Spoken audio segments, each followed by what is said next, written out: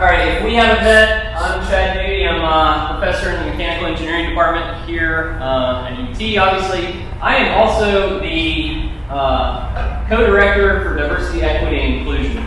And so that job is one that I took over about a year ago.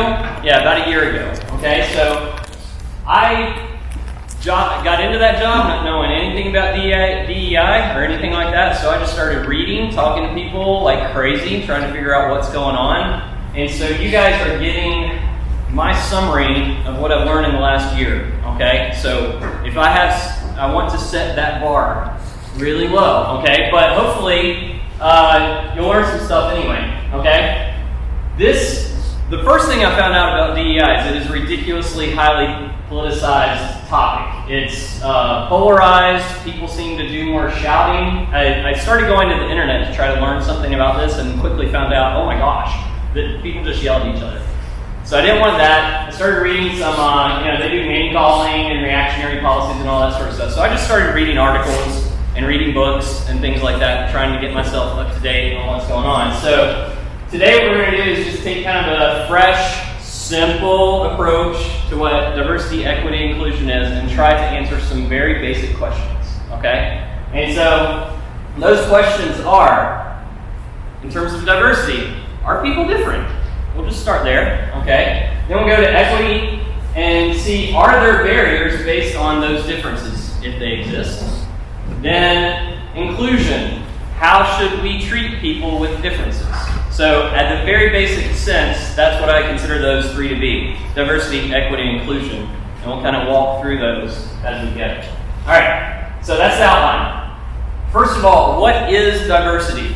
And just to double check, 4:15 is the time that I need to let them go. All right, okay. I'm sure you guys would be okay if we do earlier, but that's my style. All right, so what is diversity? Anybody got a clue of one-word definition for diversity other than diversity? Come on, you guys know this. Differences?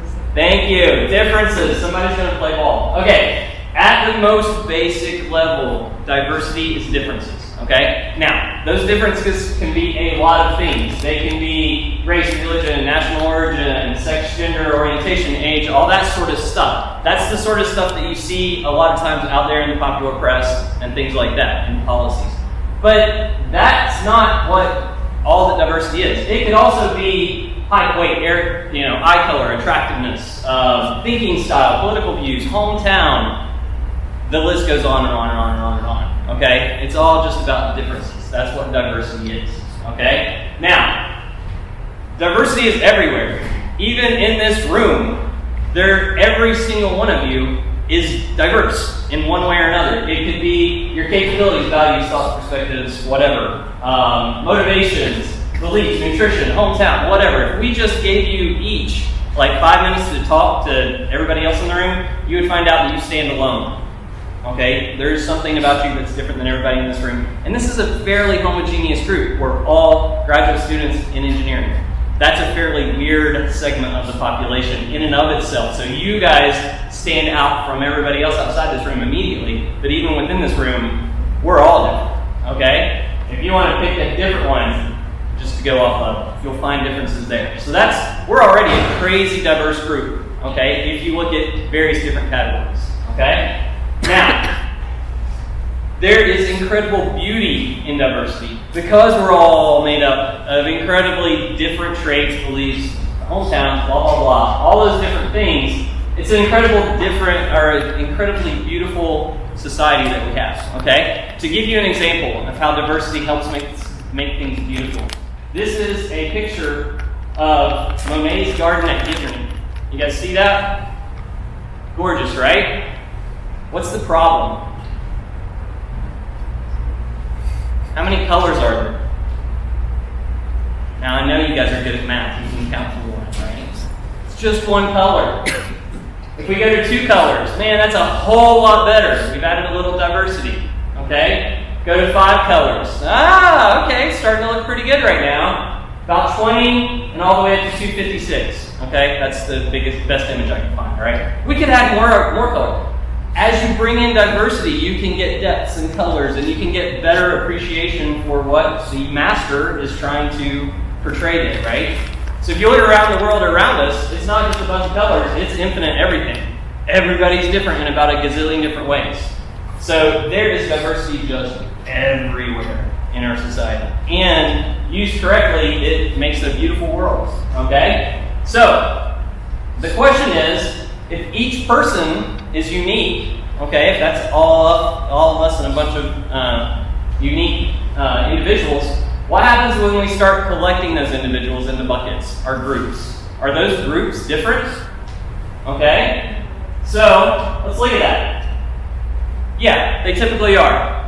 The differences, so this is my proposition, the differences may be small or large, but it's almost impossible to find any two groups that differ in one respect that are identical in every other way. Mathematically, that's statistically impossible, right? It just doesn't happen. All right, if you don't believe me, let's talk about things that I do for a living. We run an engineering experiment, okay? By the way, I helped develop the big area additive manufacturing system. It's a huge freaking printer. With huge freaking printers, you print huge freaking things. So we printed a car, okay? That's what we did. If I run a simple experiment in my lab, and I say, you know what, as I'm extruding, what I'm going to do is increase the temperature. I turned one knob, one click, okay? What does that do?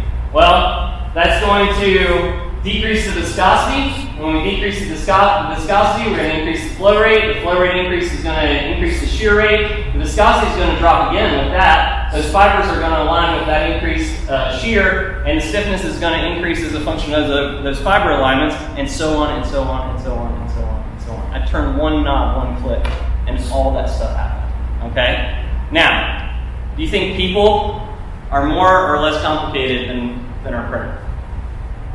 A lot more complicated, okay? So, we look at all those different traits, and these are just a few, right? You've got gazillions more, all right? We can't just run experiments on people like I can on my printer. It's frowned upon in society in general, okay? So, the best we can do is pick one of these things, right? Pick a trait, and sort people out by those traits, and then measure the differences, okay? That's typically how we run these things. So, and then we can ask some questions based off of that. So what might that look like? Let's just pick one, okay? Oh, sorry. Important thing to note, as scientists, we know that if we pick one and ask those questions, just because two things are correlated with each other does not mean that one causes the other. We already know that as engineers, it applies to the social sciences as well. Also, just because we picked one thing and looked at another thing, a gazillion other things are changing at the exact same time, just like my printing experiment, right? So, with those two things in mind, let's just pick one, right? Sex and gender. Let's sort people based on that and look at their economic bracket. And we can ask a question. This has been asked in various different articles. Do men make more than women? Okay, we could measure that and see that, right? We could do other things. Age, eye color. Does eye color change with age or generationally? I don't know. Let's sort people out and measure it and see if it does. Are introverts better cooks? I don't know. Right? You can ask these questions by just sorting people out and measuring the differences. Does left hand, right hand dominance depend on where you live? And some of these just seem like stupid questions. Well, why would you ever ask that? I don't know. Because you're interested, right? It turns out that actually does have a pretty significant impact. If you're up in the Northeast, you have a substantially higher chance of being left-handed than if you live in Wyoming. Who knew? Again, there's an infinite number of variables and questions that we could ask because diversity is freaking everywhere. But recall, correlation doesn't mean causation. Just because I live in Maine doesn't mean I'm going to be left-handed. That just would be silly to think otherwise. And these effects are often very complex. People are really, really complex. We're not simple at all. So we can't just turn one knob and expect one difference, right, all the time. That just doesn't happen, right? So, with that in mind, we can get closer to answering this question, are people groups different? Well, if we think about it, when we group people into groups, is it reasonable for us to sort the population by one variable, just pick one, and expect all the other variables to hold constant? I would say no. That seems unreasonable. I would say groups are different in some way or another. Counterpoint. Is it reasonable to sort the population by one variable and expect no other variables to hold constant? In other words, things keep moving all over the place. I would say that's unreasonable too. The corollary to that is a difference in the group may not provide the type of diversity you're after. If you're after a certain type of diversity, you can't just sort people into groups and expect to get that type of diversity because it may not be there. You have to, as scientists, we measure it. You have to measure it and see what's there, right? See what the differences are, okay? So how do we measure things? Well, there's a couple different ways. One of them is measuring discrete outcomes. This is like measuring heads or tails when you're flipping a coin, all right? That's a little boring. Most of the time what we do is continuous outcomes. Things fall on a spectrum, okay? Because people are complex and we don't fall into nice neat categories most of the time. So we'll look at the spectrum of outcomes. One that's fairly common is IQ scores. You guys, all smart people, you know about this, right? The average IQ, by definition, is 100, okay? If you didn't know that, the average IQ, by definition, is 100. They have it set up such that the average falls right on 100, and one standard deviation is 15 points on either side of that. 2 standard deviations is 30, okay? This is a review for folks who have done statistics before, right? But if you look at the bell curve there, you've got the average there, and then 68% of the population fall within 1 standard deviation, okay? If you go out 2 standard deviations, now you capture about 95% of the population, and you're flat out almost at 100, 99.7 if you go out 3 standard deviations, okay? So as we're picking our groups and we're measuring differences, we would say that the people that fall in this middle 68 are kind of the average performers. And then for IQ, your high performers are this top 16, the poor performers would be the bottom 16. Okay? That's just how it's set up, right? Now, if we look at a population of traits X, and by the way, this over here on the right-hand side is not always more better, okay? If you're looking at intelligence, sure, it's great to be over here on the higher intelligence side, but if you're looking at something like heart disease, it's much better to be on the left-hand side, okay? So, just heads up. All right, so if that's our population of just trait X, I don't know what it is, pick one, right? And we have 2 groups that make up that population, and let's say they're equally split among our population, right? If we have 2 groups that differ, their averages differ by 1 standard deviation, so that'd be 15 points in IQ, but whatever it may be, right? There's a lot of overlap there, right? Say, man, you look at those populations and there's a fair amount of overlap, and that's true. It's about 45% if they differ by 1, if their means differ by 1 standard deviation. They're off by about 45%, okay? This has been studied, it's just statistics, it's math, right? If you've got less difference than about 0.8 of a standard deviation, your populations are more the same than they are different. If your means differ by more than 0.8 of a standard deviation, then you've got your populations are more different than they're the same. Okay, that's just math of a normal distribution. Okay, so there's a lot of overlap there, but there's also a lot of difference. The average person in group B is to the left of 85% of the people in group A. So the average person in group B, far, far different than most people in group A. Okay? That's just bell curve statistics, all right? The real differences, if you look at the tails, like that's looking at the bulk in the center, the real differences happen at the tails. And that's where a lot of the differences in our society kind of show up, and we'll take a look at that here in a minute.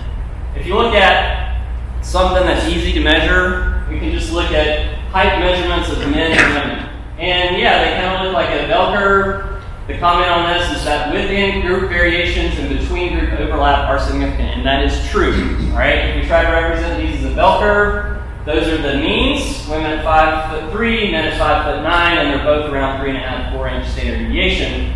So these 2 populations differ by about 1.5 standard deviations, and they have therefore about a 30% overlap. So by far, these 2 groups are more different than they are alike, but there is some spread there. But with such a difference in their means, that means that the average man, right at the center cut, is taller than 93% of the women. That's a big difference, right, at the tails. Likewise, a woman that's really tall, plus 2 standard deviations, is taller than 98% of the women and about 65% of the men. right? That's just how statistics work when we measure these differences, okay? Now, if we look at differences between groups, now we start asking maybe the more sensitive question, are these differences advantages?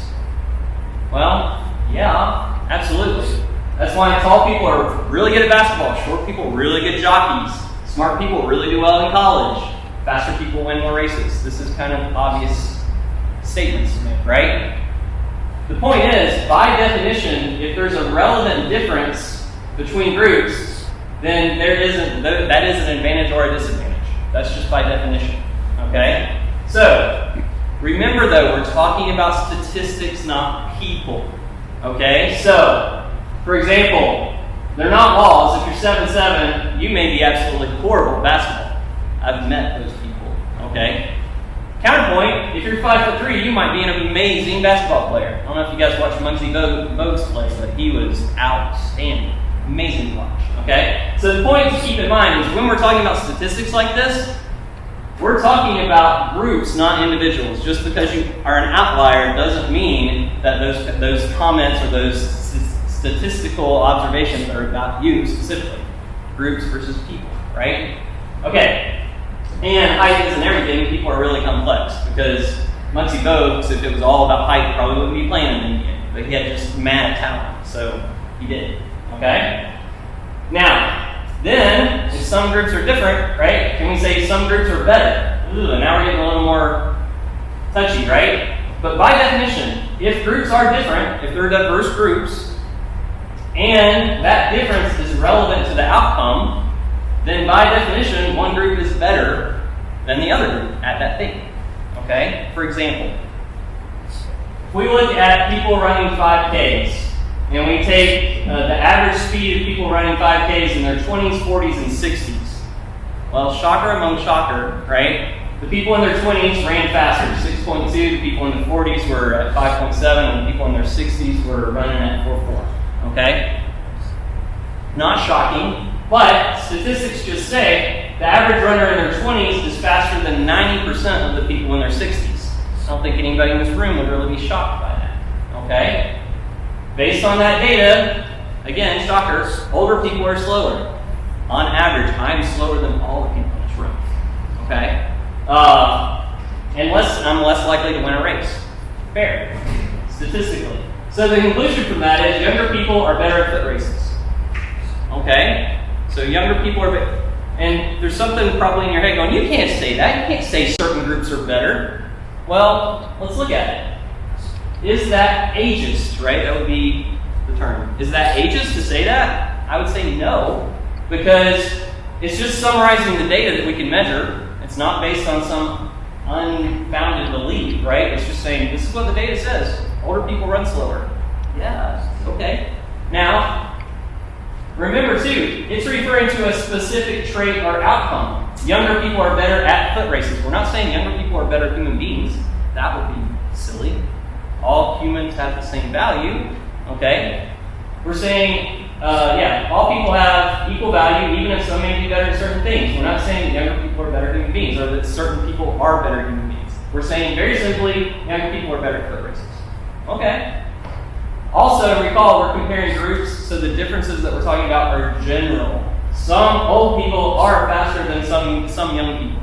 I don't know if I can outrun any of you in this room, but maybe. Who knows? I don't know. Right? I might just get a burst of adrenaline and get going, right? So you never know.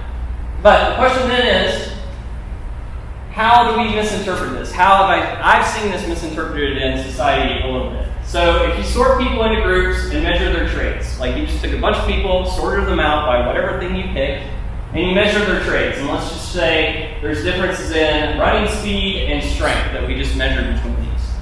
But folks can take that concept that I agree with, by the way, no group is better than any other group in general, totally 100% agree, and apply that to the buckets and say, you know what, we're going to apply that concept universally and kind of wipe over the differences that we measured in the buckets and say, just by fiat, the only difference in the bucket is the bucket you're in. There's no other difference than the bucket that you're in. All the other differences go away.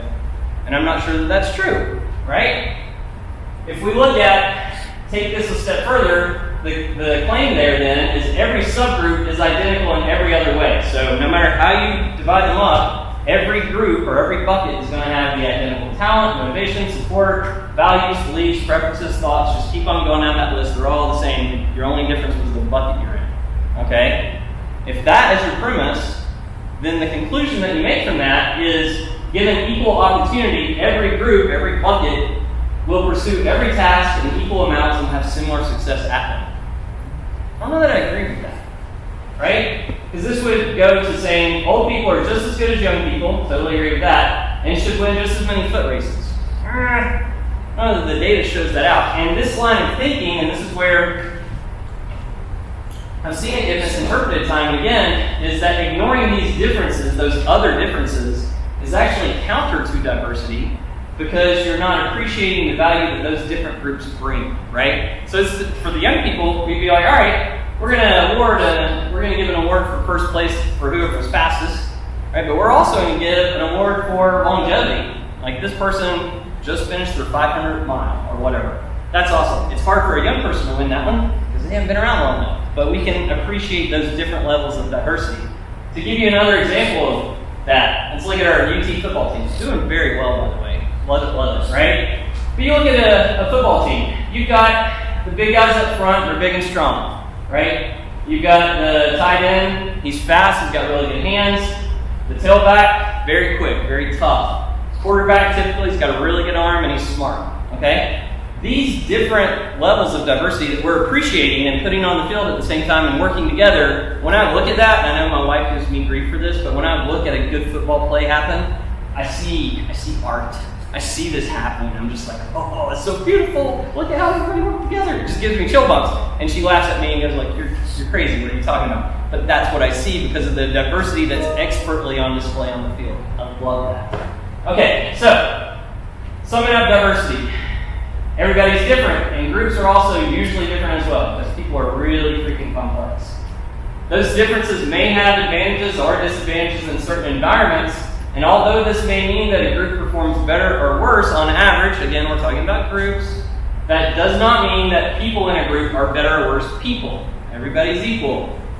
It does also not mean that every person in that group performs like the group because statistics define or describe groups, they do not describe individuals. Okay?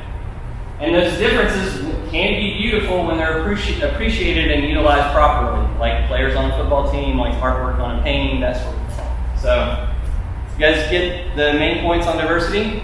Okay, so, first answer to the simple question is, are people different? And the answer is, yep, both individually and typically on average. Okay? So let's go to the next question. Are there barriers, since people are different and people groups are different, are there barriers based on those differences? Okay? So then when we get into equity, we define equity, this is a couple of definitions I found. The quality of being fair and impartial. So we need to be fair. Cool. The removal of systemic barriers and biases, enabling all individuals to have equal opportunity to access and benefit from a program. Okay. Got to get rid of unfair barriers to provide equal opportunity. And that's how I kind of simplified it. Removing unfair barriers to provide equal opportunity. So, how do we identify a barrier? This may be a question we'd ask. And then, once we have found it, how do we decide whether that's fair or unfair? That seems to be the two big questions of equity, right? So let's look at it. What's a barrier? Well, simply put, it's something that limits access. It's a barrier. Okay, we're all familiar with different barriers, physical barriers, like over this bridge, that guardrail is going to limit your car's access to the creek. Okay? Bars on a cell is going to limit the criminal's access to society. Those are barriers, physical barriers. We're totally used to those. There are institutional barriers.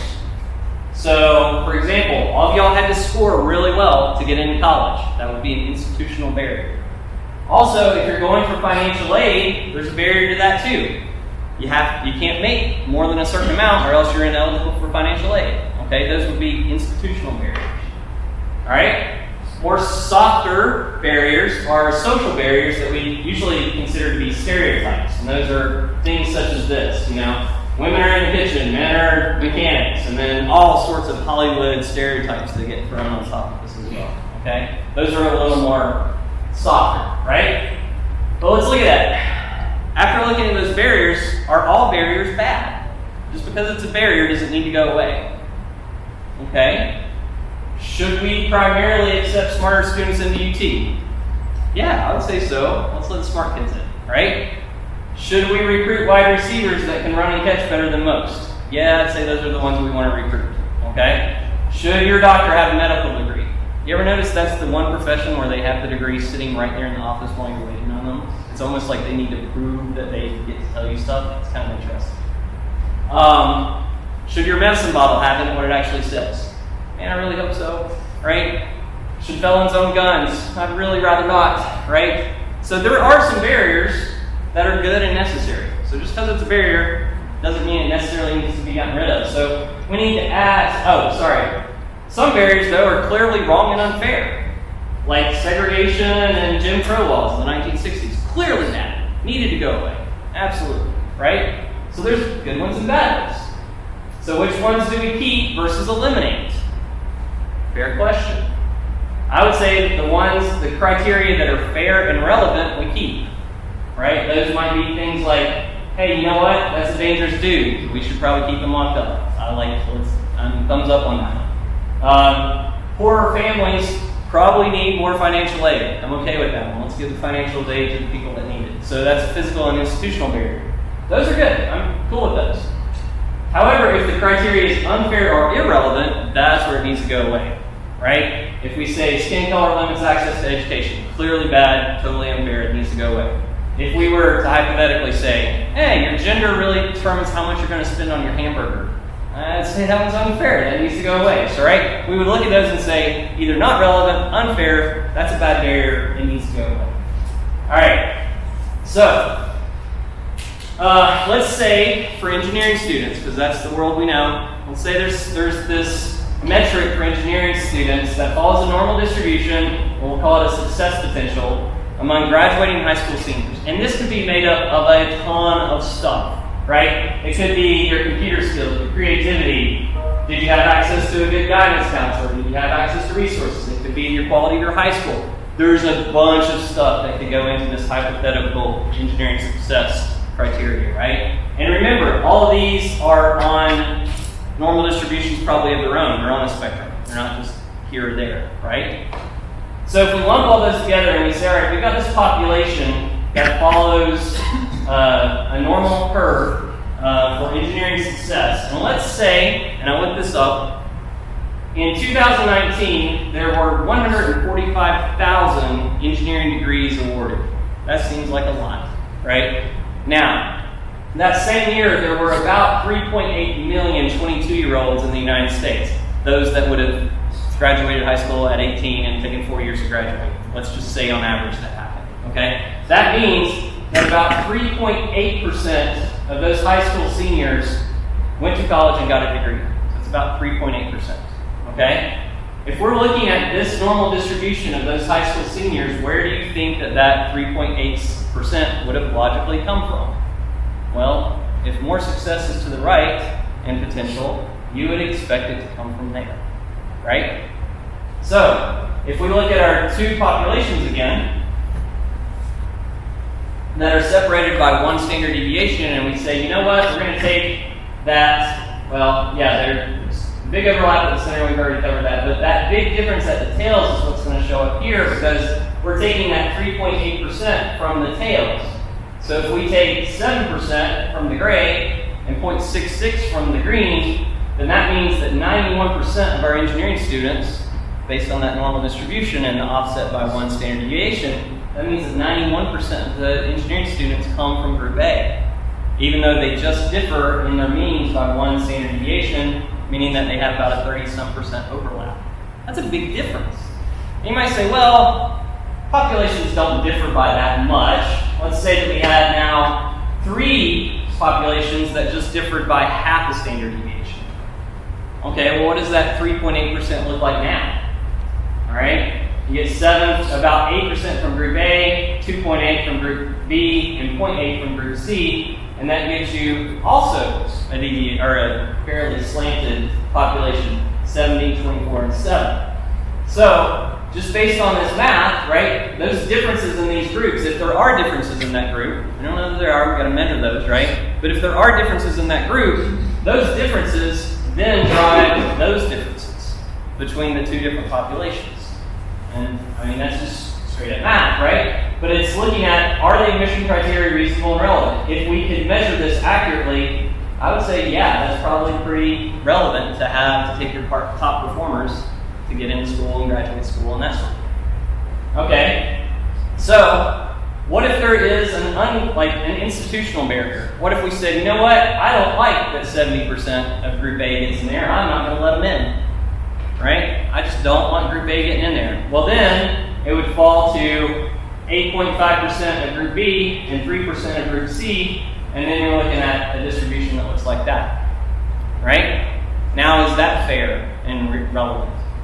Well, man, you just threw out an entire group. That doesn't seem fair, right? So we would point to that as a barrier and say, no, you can't just outlaw an entire group for no reason whatsoever. We got to have those in there, right?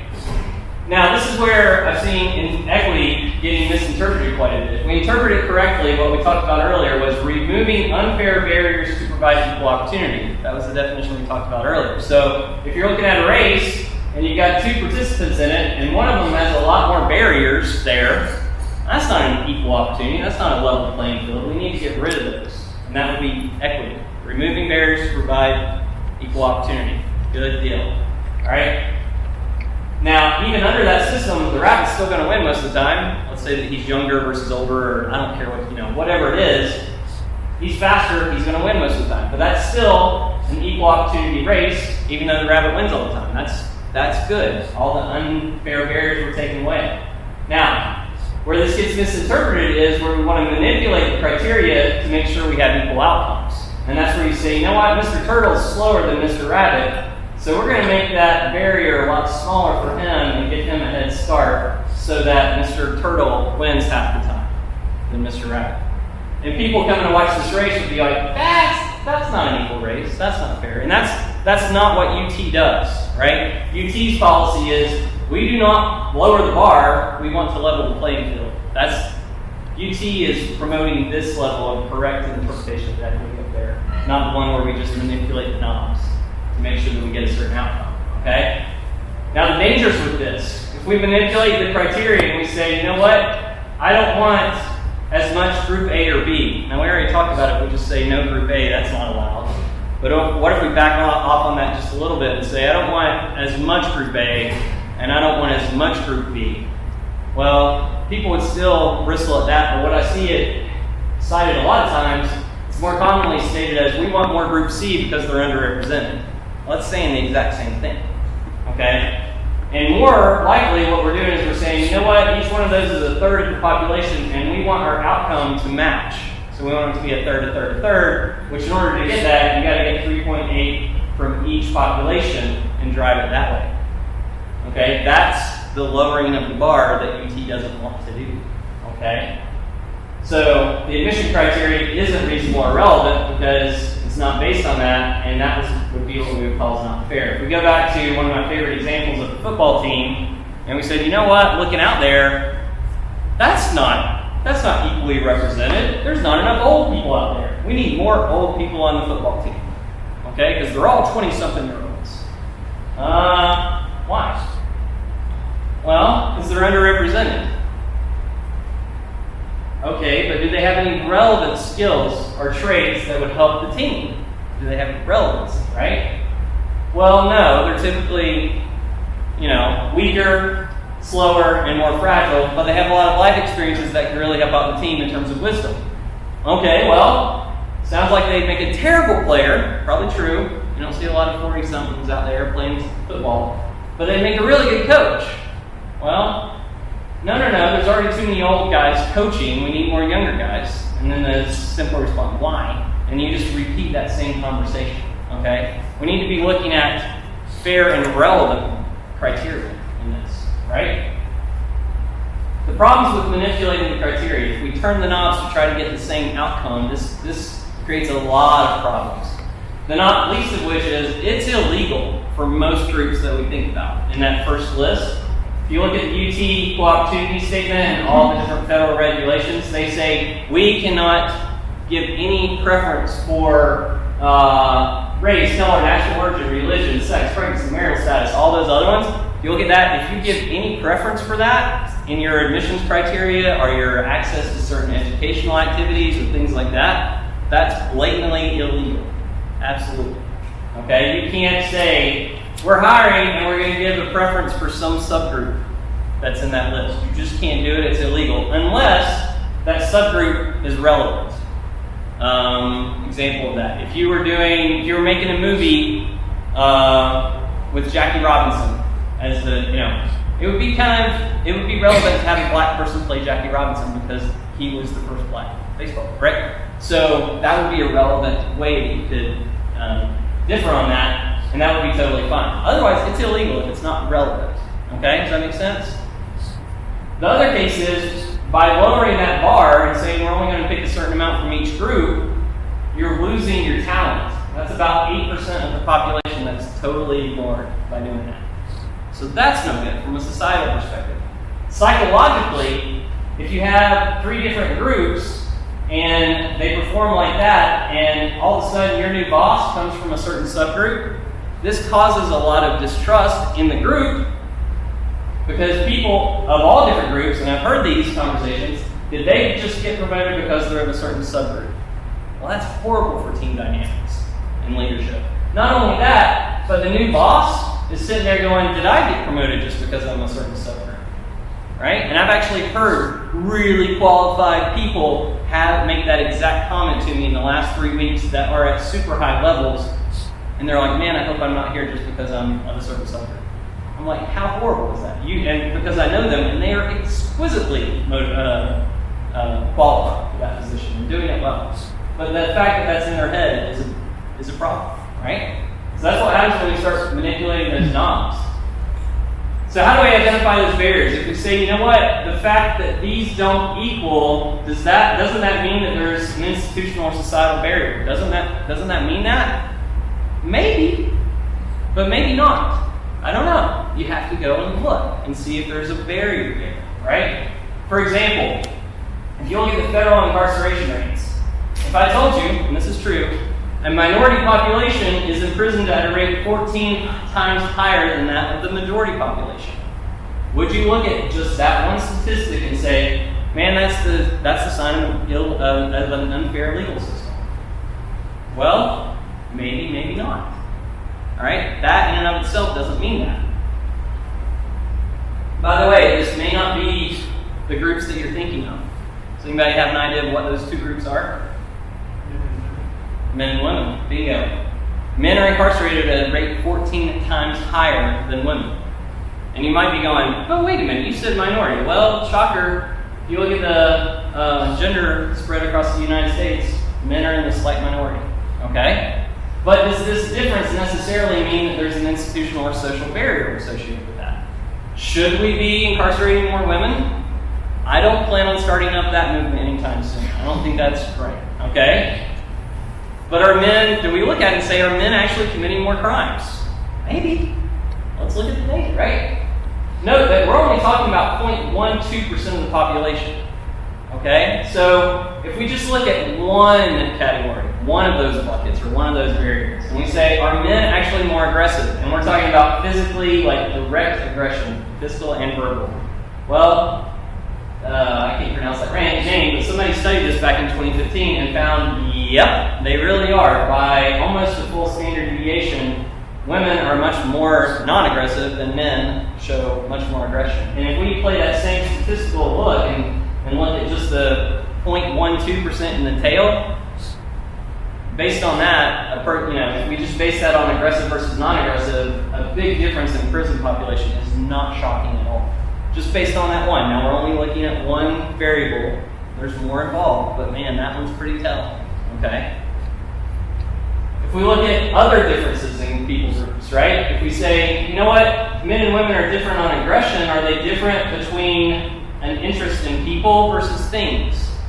And you may have an idea of how this would already come out just based on stereotypes, but they measured the data and almost by a full standard deviation, men are in general more interested in things and women in general are more interested in people. Okay? Just knowing that, that, and you can't make broad assumptions based on that. But just knowing that, is it really surprising that 90% roughly of men are engineers, or engineers are men, and about 90% of nurses are women? Maybe just based on that maybe isn't terribly surprising. And maybe you say, well, you can't just say because women aren't interested in things that they're not going to be engineers. Well, Sue actually asked them, are you interested in being an engineer? And the spread actually got higher. It was more than a standard deviation. Or women said no, women said yes. So if you look at that top 3.8% of that, the disparity is 94% to 6% is what we did just from that. Who wants to be an engineer? If you raise your hand and say, whoever wants to be an engineer, you get to be an engineer. Just based on that, it would be a split of 94% in a population that's split 51-49. Well, if you actually look at the statistics of the actual engineering workforce, women make up about 14%.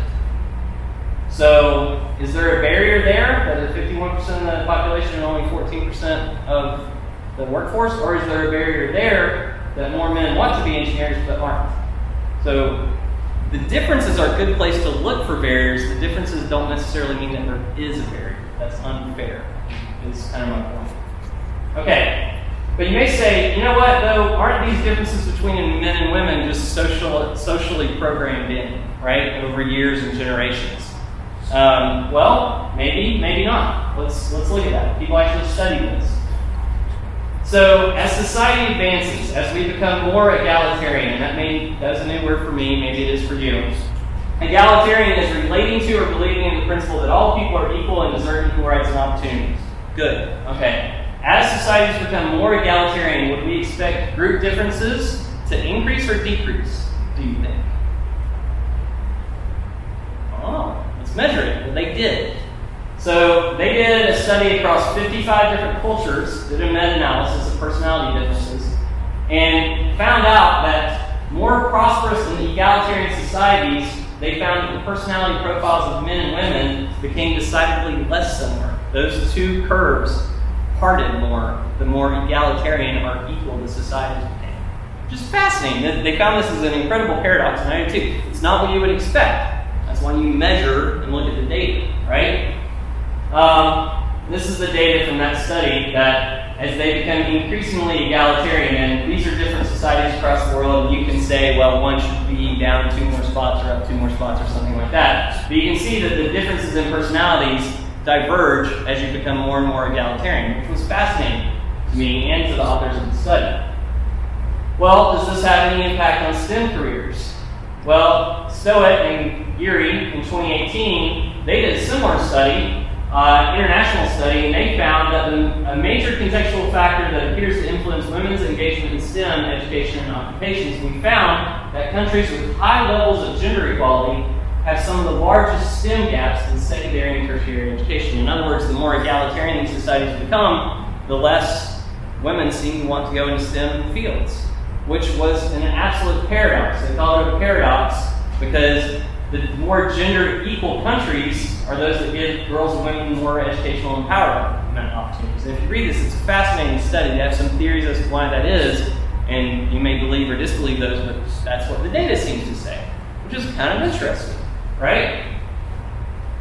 So the conclusion might be that those differences in personality and career interests seem to increase as societies become more egalitarian or with less barriers. So when we start looking at our society, what do? If that's true, that's what the study claims, right? If that's true, what do? Well, I don't say that we should stop progressing as a society. That would be silly, right? We continue to look for barriers, and where there is a disparity, that's a really good place to look for barriers. But that is not definitionally true that there is an unfair barrier there. When we see a disparity like that, look for barriers and see if there is an unfair barrier. If there is, great, let's get rid of it. If there isn't, maybe that's okay. It's possible that that differences won't disappear when the barriers are removed. That's what those studies found. That when we remove barriers, the differences actually got more diverse. Okay? So unsurprisingly, more freedom to make choices can lead to increasing differences. Diversity. Yay, diversity.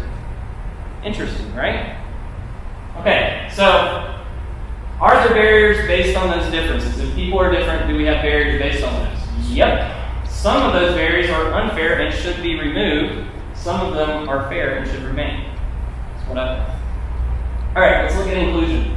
How do we treat, if people are different, how do we treat people with those differences? Okay? This is what inclusion is all about. How do we treat people that we view as different? So inclusion is the action or state of including or being included in a group or structure, an aura of our environment of letting people in and making them feel welcome, not ostracizing or outgrouping someone on the basis of their diversity status. Okay? So that's inclusion. Now, when this goes poorly, when we reject differences, we see somebody with a difference and we say, no. So when we're confronted with someone that's different, is our first response to reject or devalue them. So let's say that we're a bunch of little ducks that have a swim club, okay? And another duck comes along and says, hey guys, I want to swim. Can I join? And we say, no, your kind's not welcome here, get lost. And the poor little duck drops off the face there, okay? That's totally wrong, that is not inclusive, that's absolutely bad. That's usually termed as some sort of ism, right? Various different isms that are out there, okay? Everybody agrees that's bad, it should be stopped. Now, when we're doing it well, we're going to recognize the difference. We're not going to pretend it's not there. When we recognize that everybody's bringing something unique to the table, they have unique perspectives and talents that everybody can benefit from. So a little ducky swims up, says, I want to swim, can I join? And they say, man, welcome to our club. Where's your favorite spot to swim? Guy comes in, y'all are awesome. I like to swim over by that rock. Great, let's go give it a try. Happy, everything's working together. Everybody's making each other better through their differences. Awesome. Okay, that's how it's supposed to be. Now, when we assume differences, we don't even see differences. We just assume differences are coming, right? We say, look, here comes an old duck. We know that old ducks can't swim fast. So when the duck walks up and says, hey guys, I want to swim, they say, nope, you're not a very good swimmer, without even seeing him swim, right? That's what we would call a bias, right? And that's bad. Well, bias or stereotype. And we tend to think, well, that's bad. Okay? Maybe not. Are you biased? Are you biased? Let me just tell you, you're biased. Okay? Everybody's biased in one way or another. Now, it's part of learning and coping in a very complex world. Humans are complex, the world's complex. We are not that smart. We got to kind of simplify things, right? We're always making snap judgments based on biases. That's how we get by in this world, okay? Now, for instance, which street would you feel safer walking down of those two streets? Everybody's looking at the bottom one, right? I mean, because it's lit, there are people around, right? It's a little cleaner. As one of my kids said, Batman's parents got killed on that street, right? It looks dangerous. It just looks dangerous, right? There's nothing inherently more dangerous about dark versus light.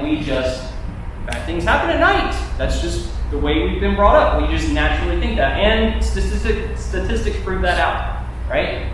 So it's not an unfounded belief. But it is a bias that helps us get by. That's not the only bias that we have that helps us get by. As a kid growing up, and this cartoon looks more like me than I care to admit as a kid, but anyway, as kids are growing up, right, we learn through our experiences. We now make snap judgments every day. All of you came into this room and sat in that chair, didn't give it a thought as to whether it would collapse on you.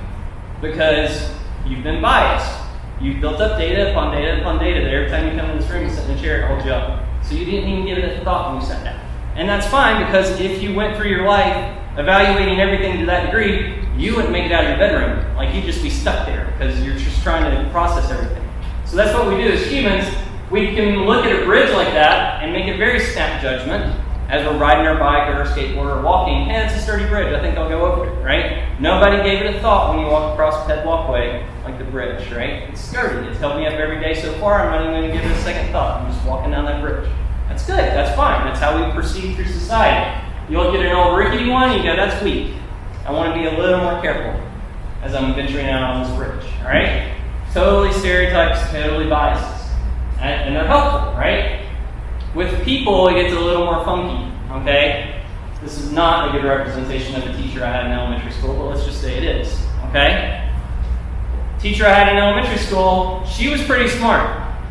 She was also pretty mean, okay? So I put her in those two categories, right? In my folder, my file system, right? Well, there was a bully that picked on me a lot. He was also pretty mean in a different sort of way. So he kind of shared that folder with her. He didn't share the smart folder, he was kind of dumb. Okay? Now, it turns out every one of the bullies that I met as I was going through my childhood, they kind of reinforced that. They were all mean, and they weren't that bright. Okay? So that's where I build, and we all do build. We build those stereotypes. And we're like, all right, dumb people, mean people, they kind of tend to go together. Those stereotypes are behaviors and traits that are commonly experienced, and they become generally accepted descriptors of a population. And again, this is of a group, not an individual, right? Can we assume, based on that stereotype, does that mean that all bullies are dumb? No. That would be a very dangerous assumption. There's lots of bullies out there that are very smart and do a lot of damage, okay? So, we need to be aware of our biases. We know that you have them. They're usually based on generalities, but we need to be aware that we have them, and we don't want to be too quick to jump to certain conclusions based on that. A bridge that looks sturdy may not be. A chair that we're thinking of sitting down in may not be, right? Just need to be aware of those. Now, you can't question every single bias and stereotype because eventually you'll just get paralyzed. You can't come in every day and do an engineering analysis of a chair before you sit in it. You just wouldn't get much done for the day, right? So they're very efficient. But sometimes they can create problems, right? Jeff Foxworthy is famous for saying, I used to say that whenever people heard my southern accent, they always wanted to deduct about 100 IQ points. And we've already talked about what 100 IQ points is. That's putting him on the far end of the spectrum, okay?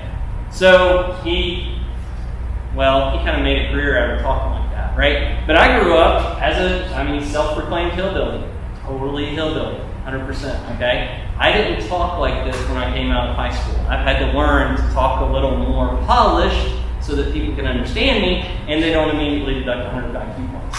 But I will tell you, that stereotype is wrong because some of the smartest people I've met are hillbillies. And a lot of them didn't even go to college to just bias or to highlight another stereotype that's not always true. Okay? So, what if the differences, when we're talking about inclusion, what if the differences are real and relevant? Okay? Then we get into a little more hazy territory. What if this duck comes up and says, hey guys, I'm pretty slow. It's a real and relevant difference. But I like to swim. Can I join? All right, this is where inclusion gets really interesting. All right? I think the guiding principle that I found is be kind and gracious to those that are at a disadvantage. So, sure, take a few laps with a slower swimmer. Invite them in. Make them feel welcome. Take a few laps with them. If your friend that's introvert or extrovert, I forget which one we talked about, if your friend can't cook, be inclusive. Teach them to cook. Eat their bad food and go, right? But be aware that the focus in those instances is changing from the activity, like running a fast race or eating really good food, to now you're investing in that relationship as a friend, right? And we're being kind and gracious to another human being, which is always a really good thing. Okay? So that's kind of the idea of inclusivity. Now, what if it's not just swimming? What if it's thoughts and opinions and facts and morals and things like that? What if we have differences that are real and relevant, and somebody thinks that something's true, and another person thinks that something's false? Now, I already talked about this is a diverse room, right? If you talked and traded ideas about what you think is true, what you think is false, what you think is right, what you think is wrong, I bet we would find a lot of diversity, and we can start all kinds of arguments in this room, okay? But how do we navigate that world where there are differences of opinion, differences of what we think is right, wrong, that sort of thing? How do we go about that in an inclusive way? And it's the same concept. Be kind and gracious to those that you disagree with, okay? Be willing to exchange ideas with an open mind. Don't just go into this thinking, oh, you look a certain way, you smell a certain way, you talk a certain way, you must be stupid, I'm going to disagree with you. Right out of the gate. Not an inclusive way to go about it. Okay? Be willing to exchange those ideas. Discuss them respectfully. Nothing was ever solved by shouting and name calling. Okay? Not a good idea. Be sensitive and quick to forgive. This is something that I've seen a really big issue with.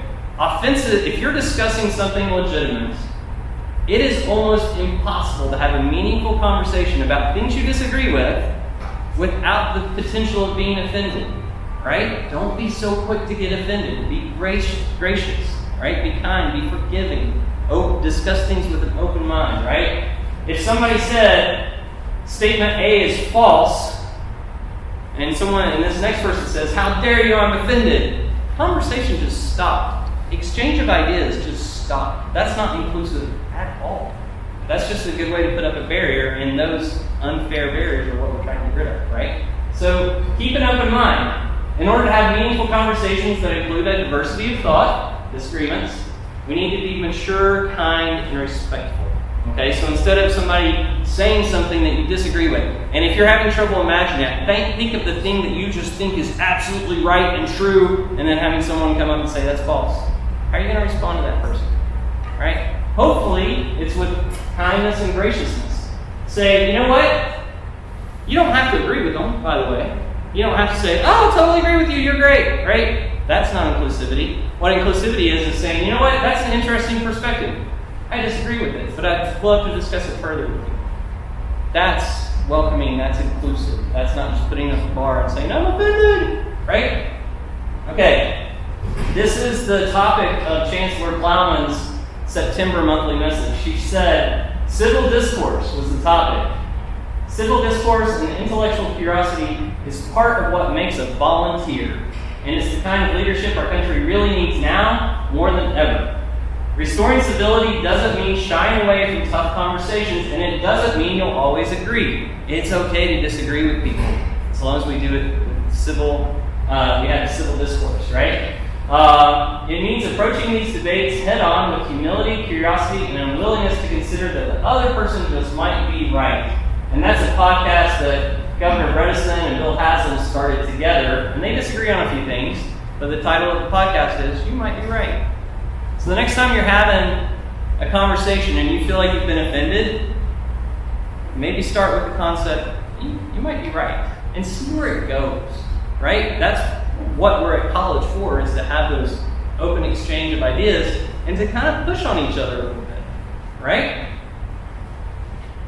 Cancel culture is something that probably gets a bad name, but that is the absolute opposite of inclusion. That's the epitome of intolerance. It's extreme ostracism, vengeance based on someone did or said something that you consider to be socially unacceptable. So if somebody says something that you disagree with, like, it is the absolute opposite of inclusion to say, "You can't say that, I'm going to see to it you get fired," or take some vengeful act on it, or cancel them something. I don't even know how to, I'm not on social media enough to know how to cancel somebody, but that's a big deal, evidently.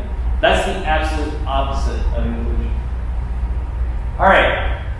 How inclusion can be misinterpreted. How people can say, "Oh, this is inclusion, and this is what this is," and how it sometimes gets misinterpreted. Everyone has the right to be anywhere they want, wherever they want. That sometimes gets misconstrued as inclusion. So if Duck comes up and says, "Swimming's stupid, I prefer to walk," and they say, "Well, you know what? You're probably not a good fit for this club then." And the Duck said, "Nope, you have to include me, scoot over." That's not really good. And that's forcing our way into a group that is not a good fit. Maybe that's not included.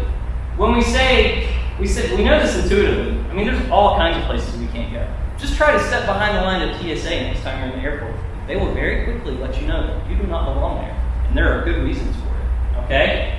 If you saw somebody parking in a reserved parking spot that was for the handicapped or the pregnant people or whatever, and you see them get out and just kind of jog into the store, you're thinking, you're where you're not, you shouldn't be there. That's reserved for certain people, right?